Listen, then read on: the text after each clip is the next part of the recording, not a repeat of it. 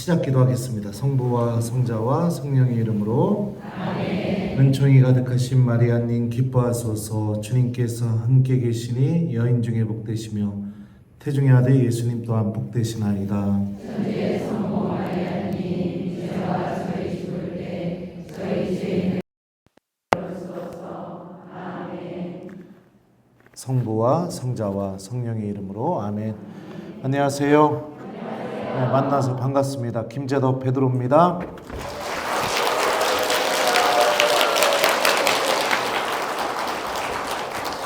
예, 많은 분들이 이게 제가 주최하는 행사로 알고 계실지 모르겠지만 저는 이거 행사 주최하는 거랑 전혀 상관없습니다. 이 정화상 교육회관에서 하는 프로그램이고 그렇기 때문에 제가 여기를 대관하고 빌리고 이 피정을 기획하고 저는 이거하고는 전혀 상관이 없다라는 거 요거를 좀 알고 계셨으면 좋겠어요. 그래서 김재덕 신부의 말씀 피정 이래가지고 마치 제가 하는 것처럼 저기 할지 모르지만 저는 여기서 의뢰를 해서 이제 피정 강의를 해주는 강사 신부고 이 모든 거에 대한 책임은 정화상 교육기관에 있다.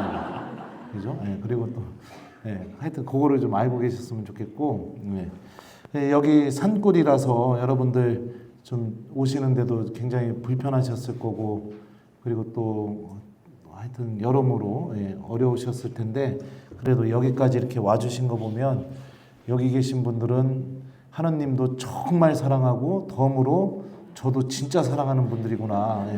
그런 생각이 좀 듭니다. 그리고 또 본의 아니게 이렇게 정화상 교육기관에서 이 피정을 하게 되었는데 작년에 해보니까 무슨 팬미팅 같은 그런 일들이 벌어지더라고요. 그러니까 정화상 교육기관에서 판을 깔아주고 저는 이제 구독자들과 이렇게 피정도 하고 만남도 하고 그렇게 되는 것 같은데 하여튼 이 모든 행사는 여러분들 정화상 교육기관에서 주최하는 거다. 그러니까 김재덕 신부님이 이걸 준비하고 이거는 아니다. 이거를 좀 정확하게 알아주셨으면 좋겠습니다. 자, 그리고 또 그런 분들이 있어요. 신부님 1박 2일 동안 사진 좀 찍을 수 있나요? 신나게 찍으십시오. 그러니까 대신에 제가 뭔가를 준비하고 있으면 여러분들 저를 정말로 사랑하신다면 저한테 말을 안 걸어주시는 게 저를 사랑하는 거예요. 그게 이 강의를 위해서도 더 좋은 거예요. 그죠? 아무리 내가 신부님한테 아는 척을 하고 싶다 하더라도 신부님이 뭔가를 열심히 준비하고 있으면 그냥 내버려 두는 게 도와주는 겁니다. 그죠? 그거 외에는 제가 막 왔다 갔다 하고 막 이럴 때는 얼마든지 말 걸으셔도 됩니다. 걸고 사진 찍자고 하셔도 되고 그러니까 그것만 좀 이해해 주셨으면 좋겠습니다. 자, 우리 피정 주제가 공허함, 텅 빈 마음, 외로움 이런 것으로부터 벗어나는 방법. 방법이라고 하긴 그렇지만 왜 이런 감정들을 우리가 느끼게 될까? 그리고 우리는 어떻게 하게 될 때 이런 감정들로부터 자유로워질 수 있을까? 이런 취지로 좀 이렇게 준비해 봤어요. 이 강의를 준비하게 된 이유가 제가 사제가 되고 나서 한 재작년부터 한 번도 경험해보지 못한 일들을 지금 매일매일 경험하고 있어요. 이 유튜브도 많은 분들이 오해하시기도 하는데 제가 막 무슨 인기몰이를 하고 싶어서 돈을 벌고 싶어서 그렇게 유튜브를 시작했다. 물론 그런 목적도 있을지도 모르겠죠. 하지만 전혀 아닙니다. 처음에 제가 첫 본당에 있었을 때 교우들의 건의가 좀 있었었고 그리고 나서 강론을 이렇게 본당 밴드에 이렇게 올리다가 용량이 다 차가지고 방법을 어떻게 해야 될지 모르다가 유튜브를 이렇게 해서 링크를 해서 올리기 시작했어요. 그러다가 코로나가 터져서 유튜브로 미사 생중계도 하고 그러다가 어느 순간에 갑자기 이렇게 많은 교우들이 이렇게 보게 돼서 저도 지금 처음입니다. 이런 경험들이. 처음에는 여기저기서 이렇게 불러주니까 제가 들었던 생각이 뭐냐면, 그래, 그곳에 가서도 하느님 말씀을 전해야지, 이런 마음으로 열심히 이렇게 특강들을 다니기 시작했어요. 근데 계속해서 특강을 다니고 하다 보니까 어느 순간 제 마음이 굉장히 공허해지는 겁니다. 몸은 너무나 바쁜데 마음은 공허한 거예요. 한 번은 제가 제 동창 신부님이 제 본당 3호구역 안에서 거주하고 계세요. 그런데 이제 맡으신 일은 충남 직장직종이라고 해서 이 관공서라든지 뭐 의사들이라든지 뭐 이런 데 가서 미사해주고 그런 사목을 맡으셨는데, 그 신부님은 사우나를 너무나 좋아하세요. 그러니까 전화하면은 사우나 가자고 해요. 오늘도 전화하면 사우나, 내일도 전화하면 사우나, 모레도 전화하면 사우나, 계속 사우나 가자고 저한테 전화해요. 근데 저는 사우나 가는 걸 그렇게 막 엄청나게 좋아하지는 않거든요. 근데 하도 그러니까 일주일에 한 번 정도 그 신부님하고 같이 사우나를 갑니다. 근데 그 신부님하고 이제 사우나에서 이제 둘이 얘기하다가 제가 갑자기 그랬어요. 형, 나 안식년 좀 할까? 그랬더니 왜? 그러는 거예요.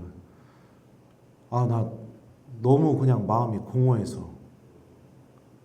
몸은 너무 바쁘고 힘든데 마음이 너무 공허해요. 나 진짜 내가 왜 이러고 사는지 모르겠어. 그랬더니 그 특수사목 하시는 신부님이 가만히 있다가 저한테 아주 정신이 바짝 차리는 말을 한마디 해줬습니다.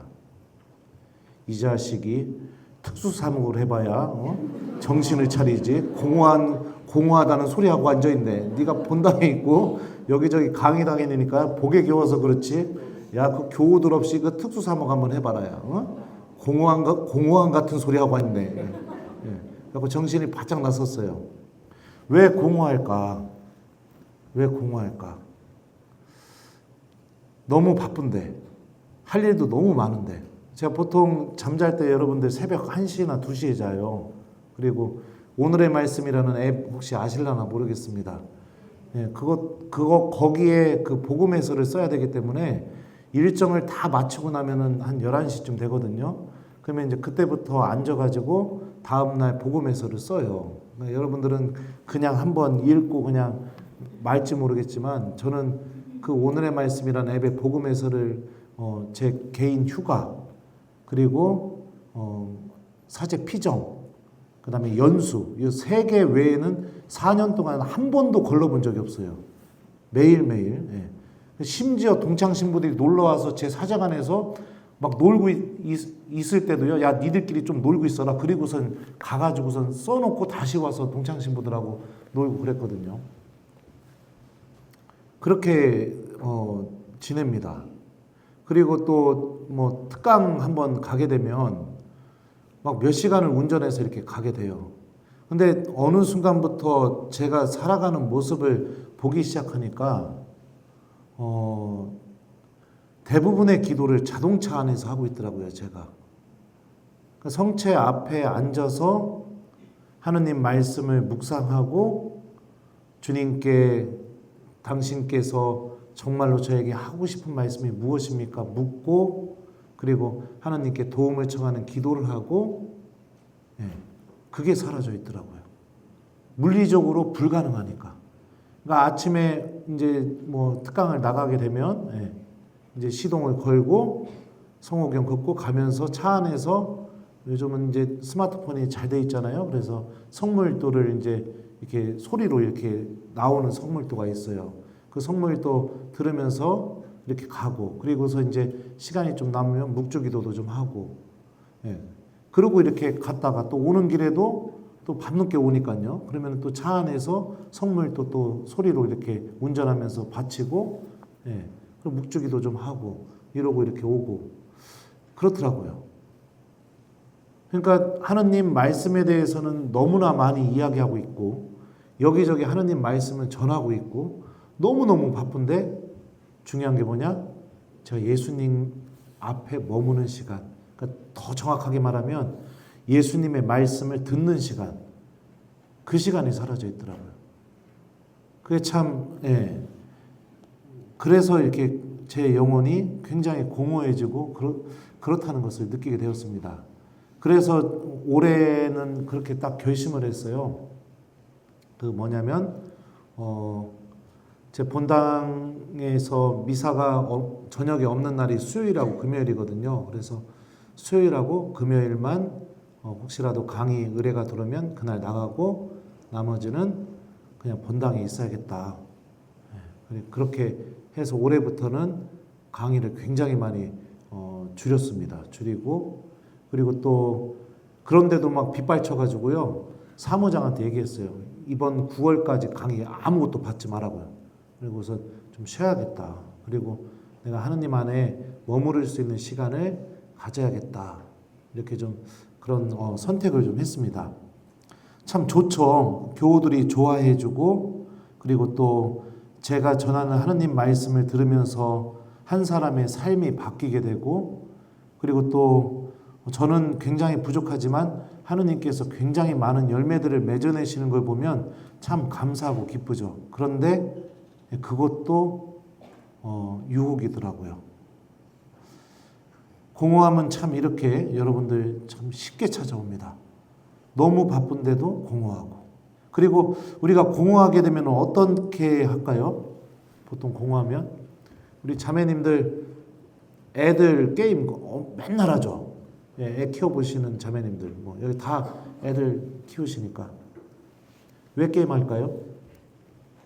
공허해서 하는 거예요.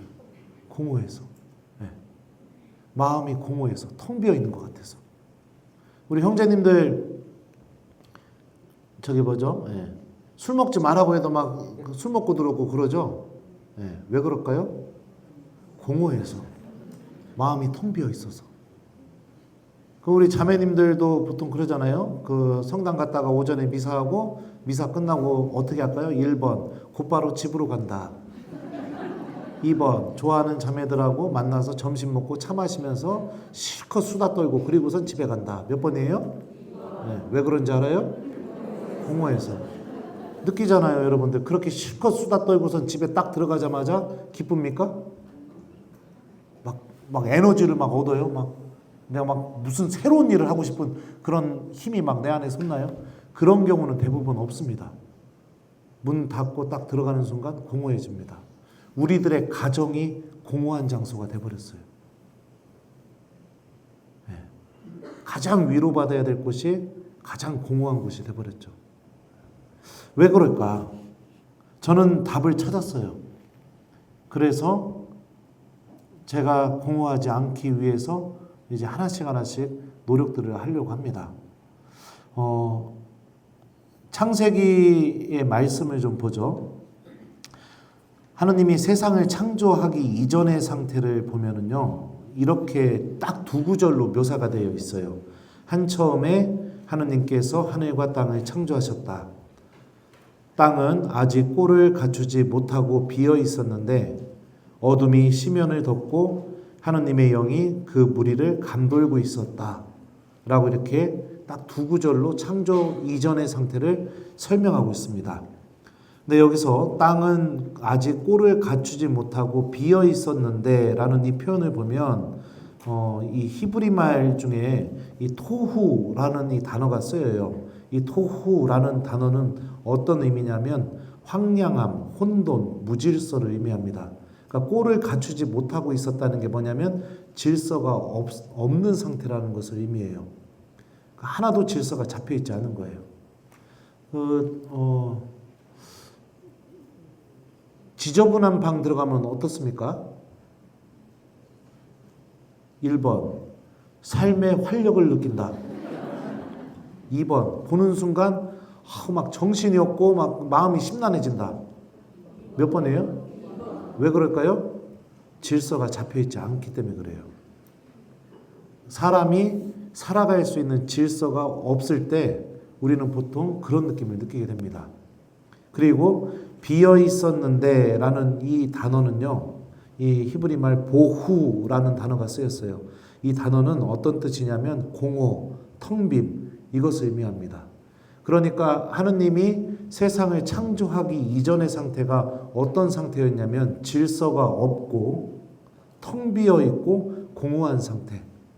이게 창세기가 창조 이전의 상태를 이렇게 묘사하고 있습니다. 그리고 또 그 다음 편에 보면 어둠이 시면을 덮고라는 표현도 있죠. 그러니까 창조 이전에 질서도 없고 텅 비어 있고 어둠만이 가득한 상태. 이게 여러분들 창조가 일어나기 전에 이 상태였어요. 그런데 이런 상태에서 이제 하느님께서 세상을 창조하기 시작합니다.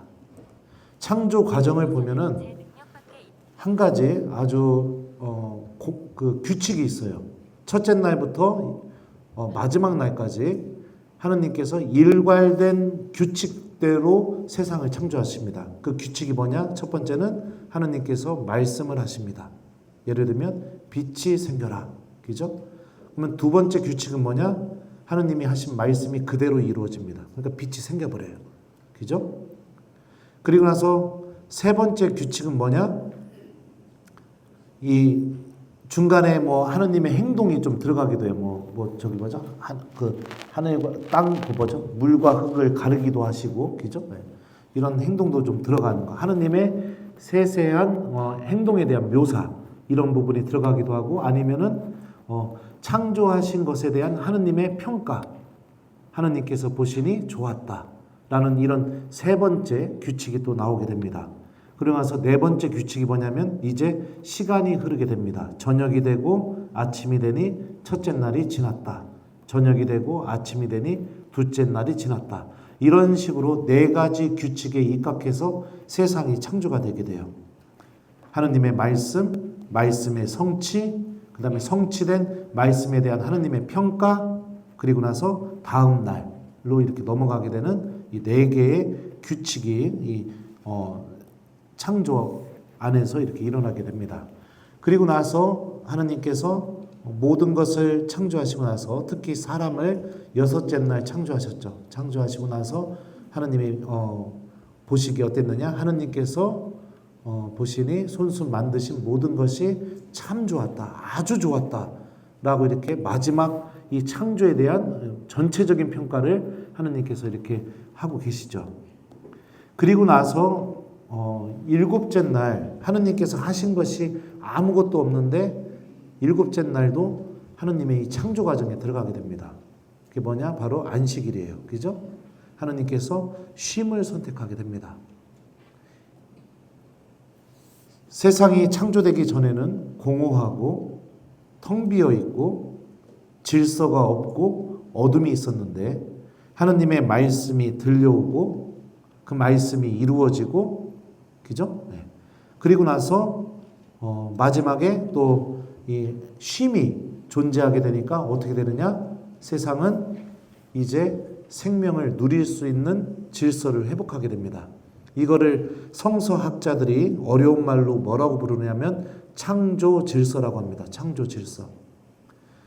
그러니까 사람이요, 여러분들 창세기 1장에서 이야기하고 있는 이 창조 질서를 잃어버리게 되면 어떤 일이 벌어지게 되느냐?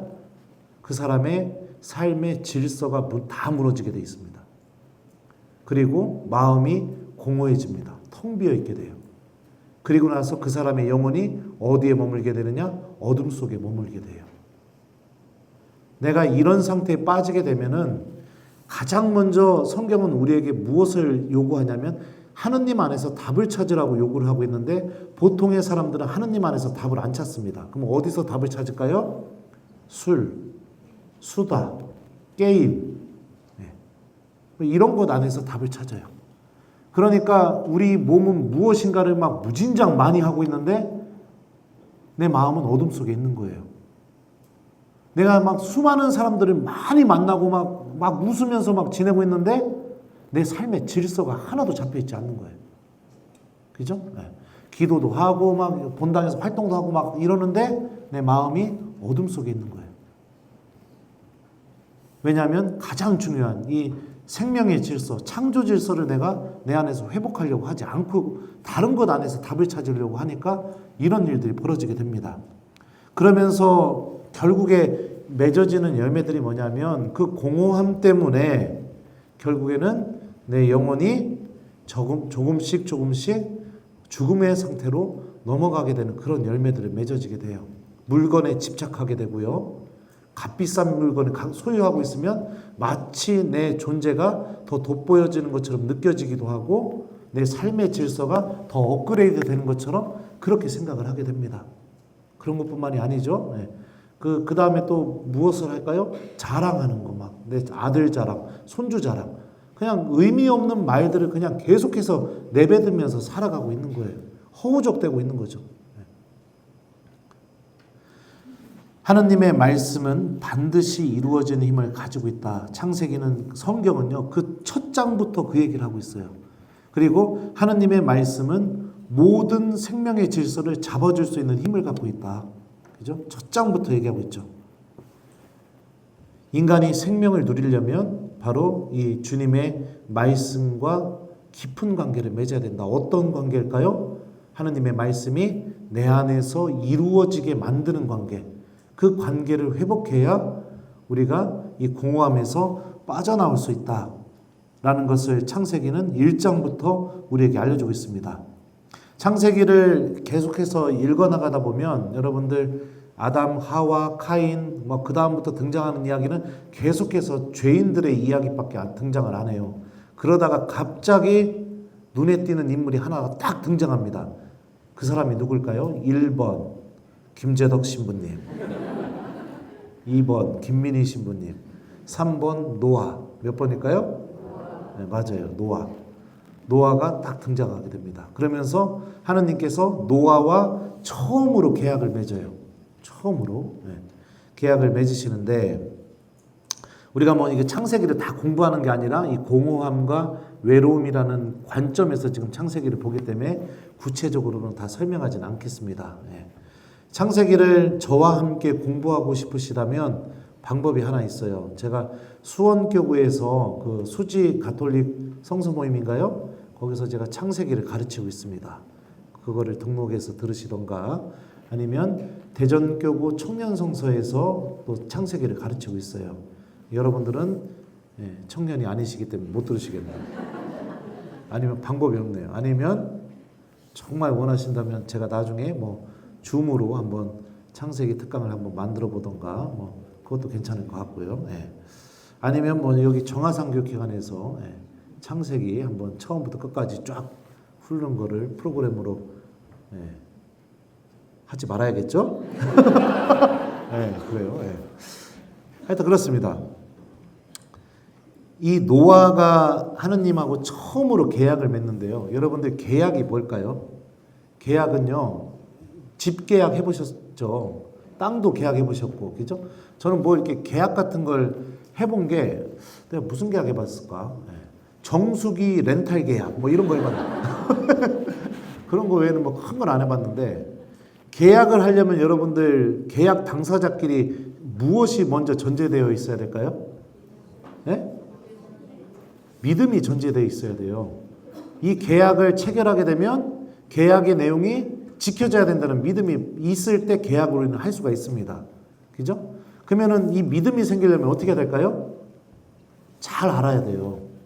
그래서 집 계약할 때 여러분들 1번 나는 집에 가보지도 않고 그냥 서류만 보고 계약한다. 2번 내가 살 집 가서 다 살펴보고 집 주변에 뭐 있는지도 다 살펴보고 그리고선 계약한다. 몇 번이에요? 2번. 왜요? 알미 필요하니까. 그러니까 하느님이 노아와 계약을 맺게 되었다는 것은 무엇이냐?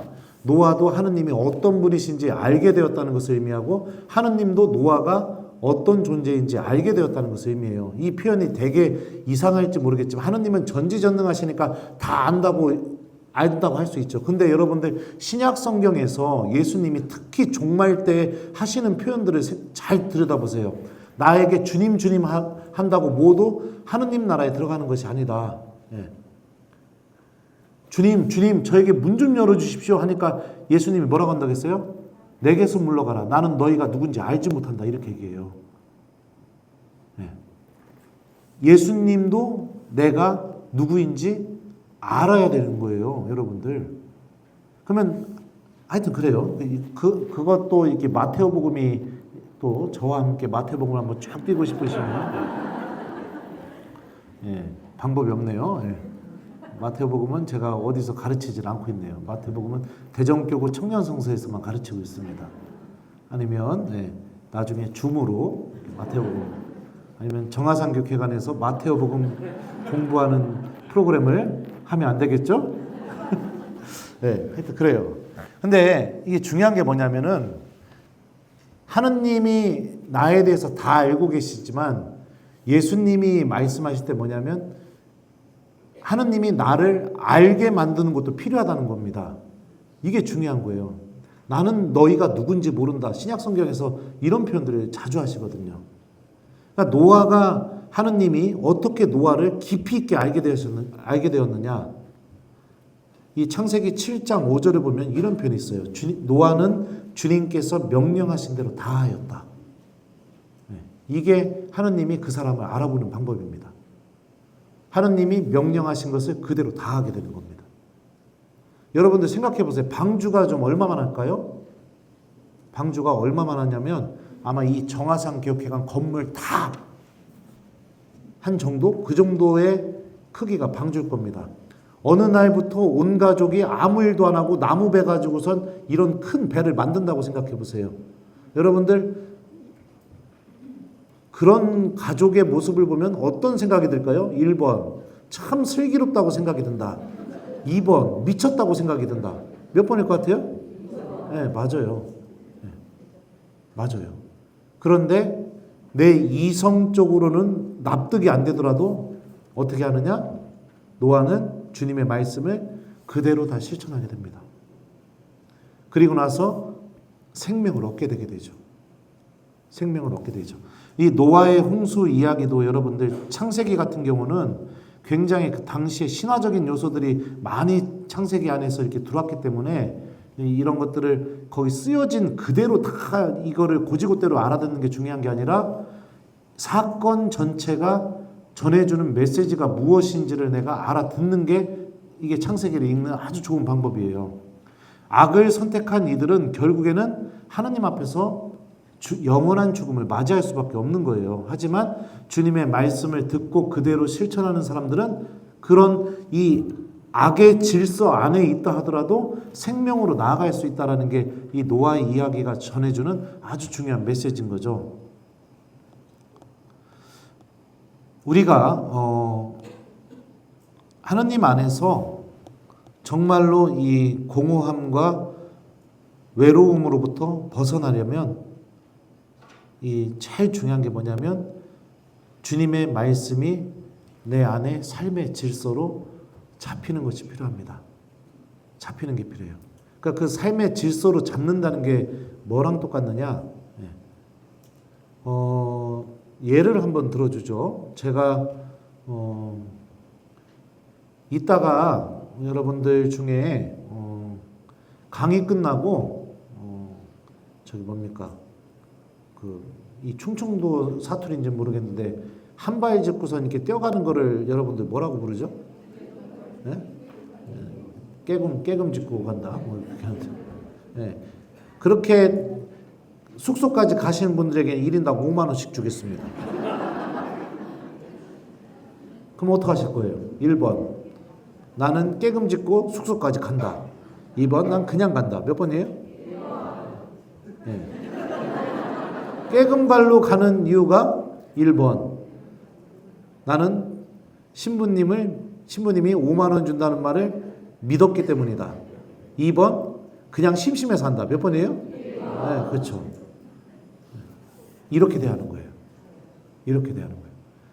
누가 나를 어떻게 바라보고 평가하든지 거기에 내가 흔들리는 게 아니라 주님의 말씀이 그대로 나를 움직이게 만드는 것.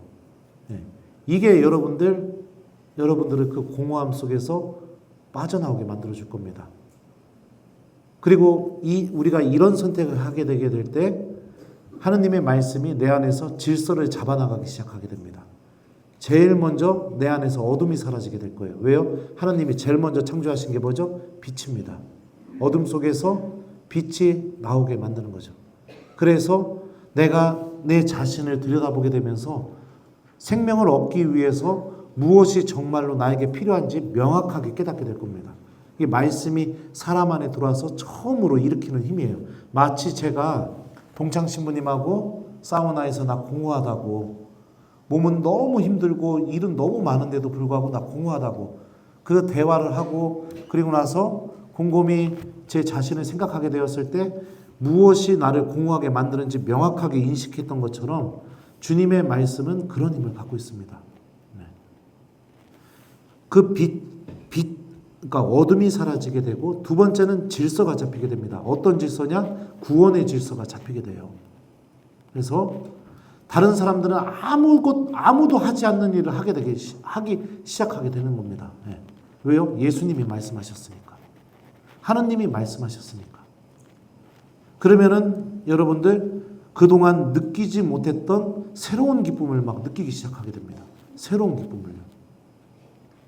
제가 작년에 우리 교우들 좀 회개 좀 시키려고 제 유튜브 수익금 막 기부했다는 얘기들을 막 그 유튜브에다 막 올렸었어요. 강의 때 막 얘기했던 거를 올렸었습니다. 이 혀가 안 돌아가네요. 그랬더니 그 어떤 이야기가 도느냐? 신부님이 저 정도의 액수를 기부했다면 저 신부님은 도대체 얼마를 버는 거야? 네, 그런 이야기가 도는 거예요. 나는 다 기부했는데, 다 기부해서 개털인데. 근데 그때 알았죠. 교우들은 생각보다 사악하다. 굉장히 사악하다. 사제의 이 순수한 행동을 이렇게 왜곡해서 보는구나. 그래서 그 뒤부터는 이제 절대로 나 이제 얼마 기부했다는 얘기를 하지 말아야겠다. 이런 생각이 들더라고요. 근데 저도 굉장히 돈을 좋아하는 신부예요. 좋아해요. 세상에 돈 싫어하는 사람이 누가 있겠습니까? 그죠? 근데 제가 작년에 성탄 미사 때 우리 교우들에게 어떻게 하면 참 기쁘게 해줄까 고민을 하다가 작년에 강의 다니면서 특강비 모아둔 돈, 그 돈하고 그 다음에 기부하고 또 몇 달 이렇게 유튜브 수익금이 들어왔고 그거 합쳐가지고선 그래서 성탄 미사 때 크게 한 방 본당 교우들에게 쐈습니다. 내년에 제 본당 중고등부 아이들 전원 다 로마로 성지순례 갑니다.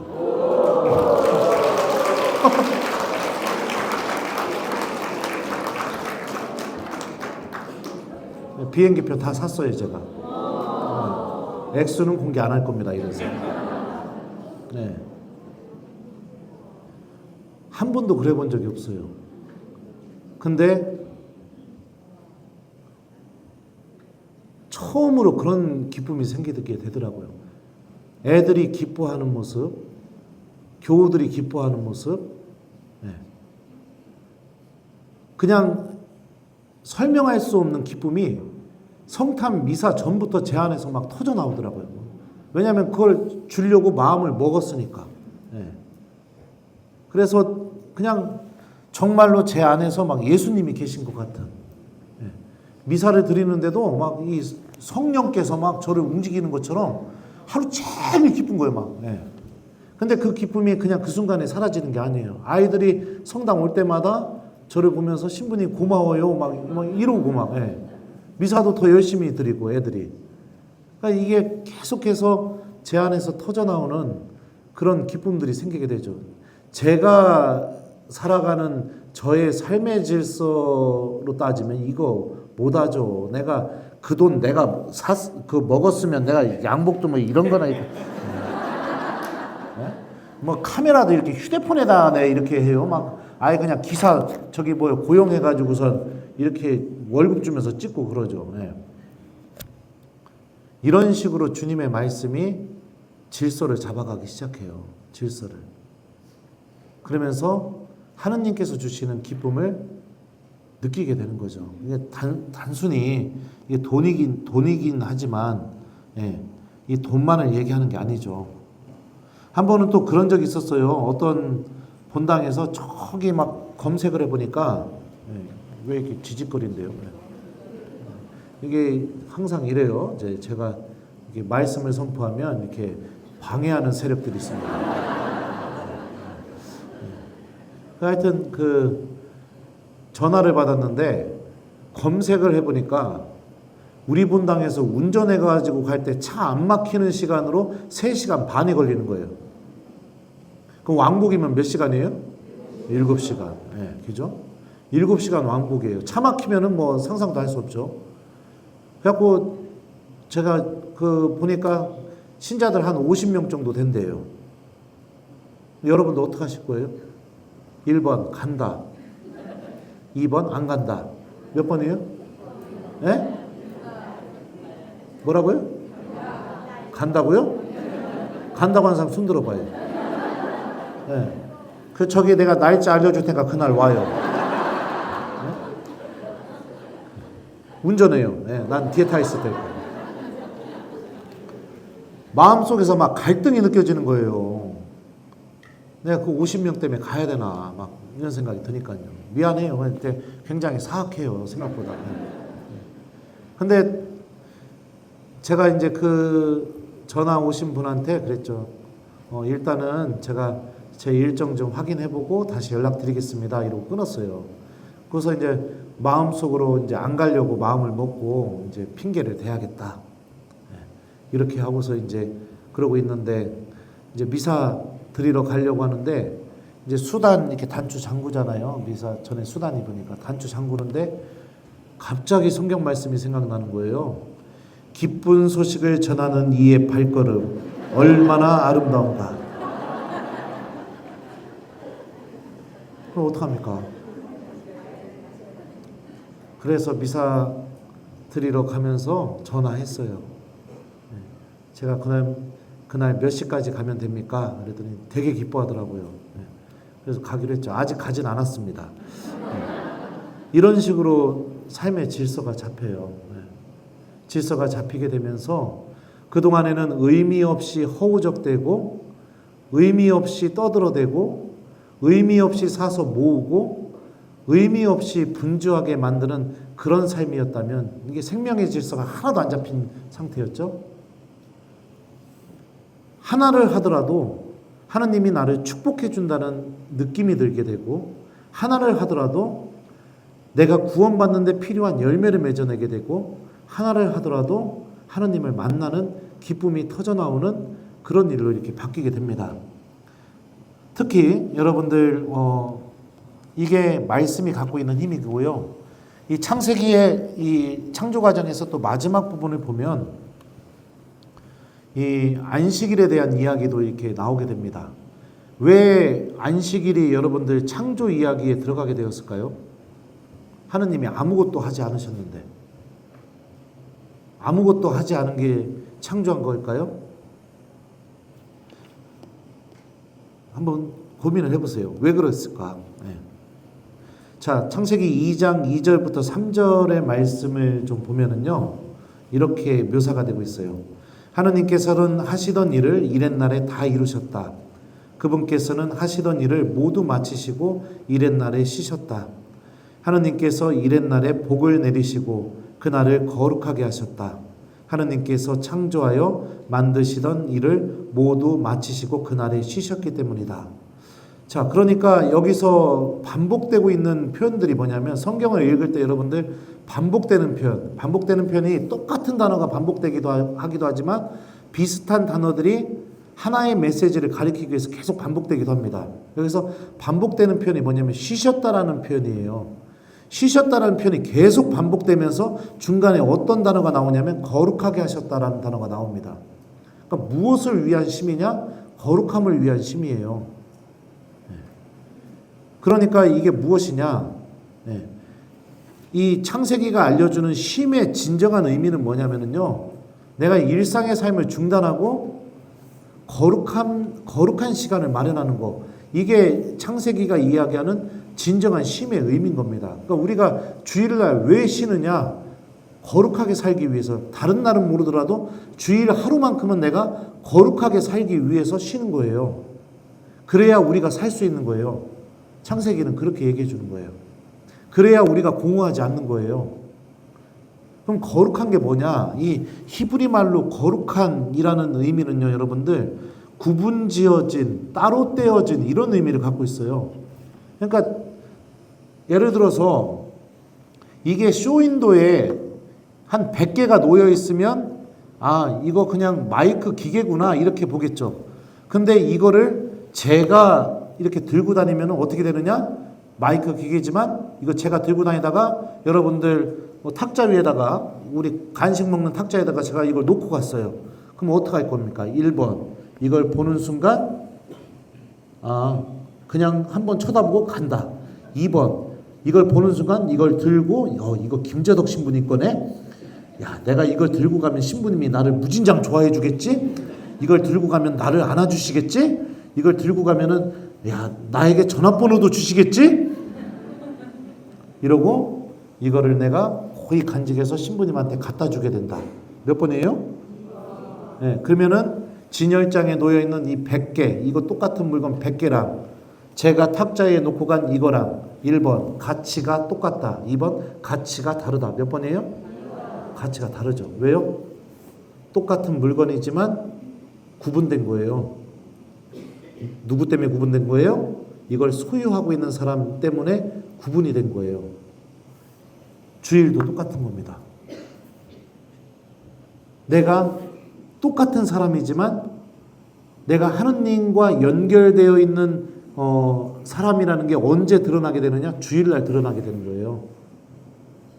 구분되어지는 모습, 따로 떼어진 모습, 다른 사람들하고 똑같지 않은 모습, 그게 여러분들 거룩한 거예요. 왜요? 내가 하느님 때문에. 내가 그런 선택을 하기 위해서 일상의 삶을 중단하는 거. 이게 여러분들 우리를 공허함에서 빠져나오게 만들고 질서가 잡히게 해주고 그리고 우리가 어둠 속에서 빠져나오게 해주는 길이라는 것을 창세기는 알려주고 있습니다. 그러니까 여러분들 주일날 따로 구분된 삶 사세요. 안 그러면 죽을 때까지 어둠 속에서 허우적대다가 하느님 만나게 됩니다. 그리고 예수님이 뭐라고 할까요? 나는 너를 알지 못한다 이렇게 하실 거예요. 왜요? 하느님 때문에 구분되어진 모습이 하나도 없으니까. 알지 못하는 거죠, 하느님이. 우리 신앙인들의 심은 어떨까요? 잘 쉬었다. 신앙인에게 잘 쉬었다라는 말. 미사도 안 드리고 어디 가가지고선 내가 갖고 있는 돈 흥청망청 다 써대고 기도도 안 하고 그죠? 의미 없이 사진 다 찍고 자랑할 거리들 잔뜩 가지고선 그리고선 돌아와서 고해성사 보는 게 신앙인들의 심이에요. 오늘날. 하느님을 떠나 있는 게 내가 쉰다고 생각을 하는 거예요. 하느님과 아무 상관없이 나 하고 싶은 거 다 하고 돌아와서 고해성사 보는 게 내가 잘 쉬었다고 생각하는 거예요. 그러면 어떻게 해요? 결국에는 또다시 공허해지고 또다시 의미 없이 떠들어대고 또다시 의미 없는 것들로 나를 치장하면서 그렇게 살아가게 되는 거죠. 그러면 신앙인이 정말 잘 쉬는 게 어떤 것일까요? 예를 들면 온 가족이 아침을 먹자마자 다 같이 성당에 와서 1시간 성체조배를 하고 미사도 드리고 점심 먹고 밖에 나가서 그날 복음 말씀 실천하기 위해서 좀 봉사활동도 좀 하러 가기도 해보고 이러는 게 신앙인이 잘 쉬는 거예요. 잘 쉬는 거. 근데 어떡하죠? 미사 한 대.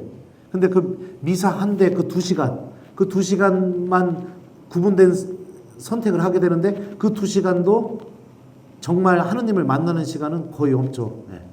그럼 뭐예요? 미사 전부터 어떤 교우들은 그래요. 미사 시작하기 전까지 밖에서 막 서성여요. 막 성전 안 들어오고 서성이다가 그리고선 돌아가지고선 어떡합니까? 신부님이 공지상 할 때 그냥 나가요. 막 그런 경우들도 많아요. 안타까운 거예요.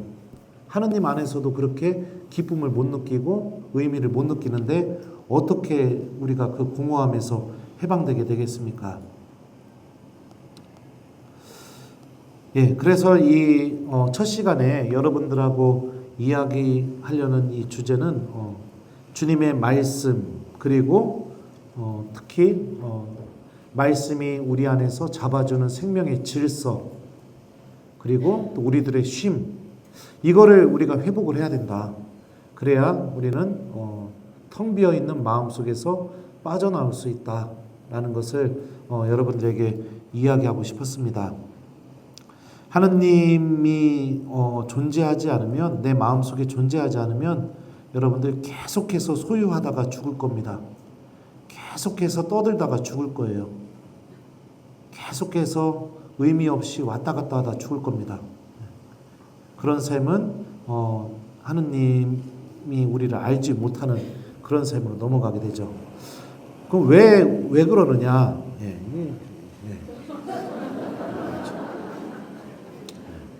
환장합니다. 왜 우리는 이럴 수밖에 없느냐? 우리가 창조될 때 하느님의 모습대로 창조되었기 때문입니다. 이 창세기 1장 26절을 보면 이렇게 말합니다. 하느님께서 말씀하셨다. 우리와 비슷하게 우리 모습으로 사람을 만들자. 그래서 그가 바다의 물고기와 하늘의 새와 집짐승과 온갖 들짐승과 땅을 기어다니는 온갖 것을 다스리게 하자. 자, 우리와 비슷하게 우리 모습으로 라고 이렇게 되어 있는데요. 여기서 모습을 의미하는 단어는 이미지, 형상을 의미하는 사전적인 그런 의미를 갖고 있어요. 이미지, 형상. 그러니까 외적인 모습이 하느님의 모습대로 창조되었다는 겁니다.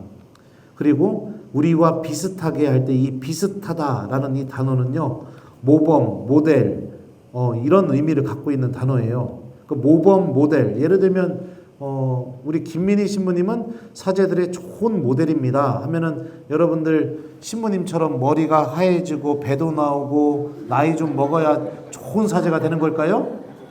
아니죠. 뭐죠? 신부님의 성격, 그죠?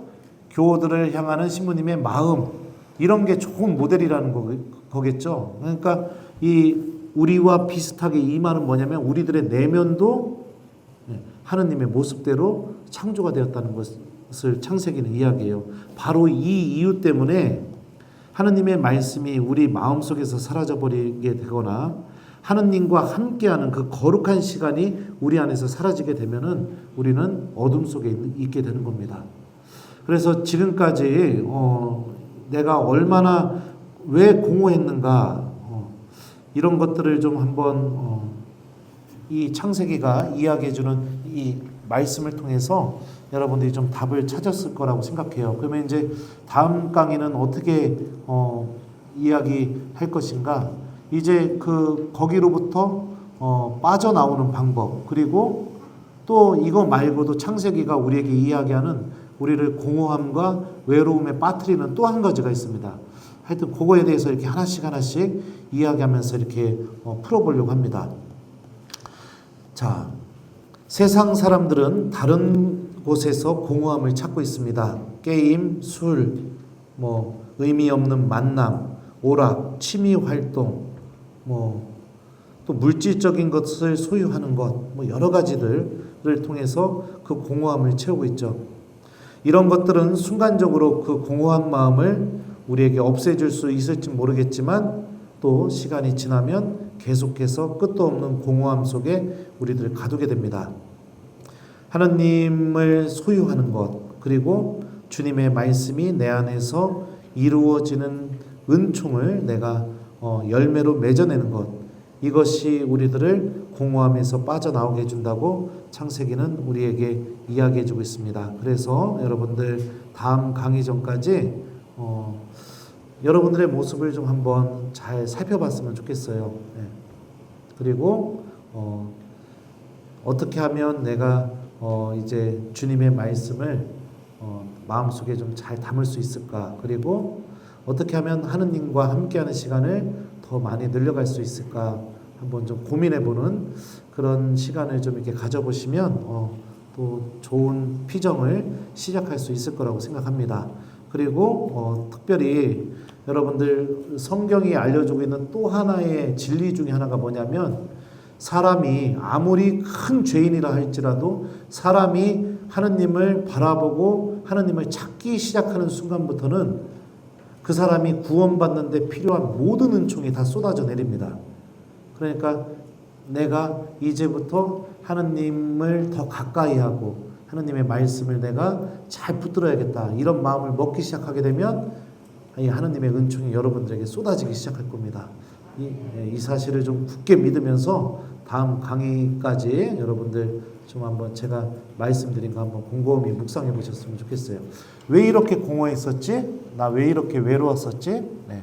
누가 알아주지 않아도, 굳이 드러나지 않아도, 굳이 칭찬받지 않아도, 굳이 이름 얘기해 주지 않아도, 네. 그래도 네. 나는 굉장히 의미 있는 존재인데 하느님한테. 근데 내가 왜 그랬을까? 한번 그것도 좀 한번 생각해 보시고, 어떻게 하면 내가 하느님 말씀 이제 잘 가슴 속에 담을까? 이것도 한번 생각해 보시고, 이제 주일도 이제 미사 한데 요거를 좀 떠나서 내가 어떻게 하면 주일을 좀 더 거룩하게 보낼 수 있을까? 이것도 좀 고민해 보시고, 그러면서 다음 강의 때 만나면 될 것 같아요. 이게 시간 지났어요? 그러면 종을 쳐주셔야 되는데. 미안합니다. 이게 늘어지게 됐네요. 그래요. 자, 그러면은 마침 기도 하겠습니다. 그리고 다음 시간에 우리 함께 볼 그 주되게 볼 말씀은요, 창세기 3장의 말씀입니다. 2장 3장의 말씀이니까 시간이 되시면은 2장 3장도 한번 읽어보시고 오셨으면 좋겠습니다. 성부와 성자와 성령의 이름으로 아멘. 영광이 성부와 성자와 성령께 성부와 성자와 성령의 이름으로 아멘. 감사합니다.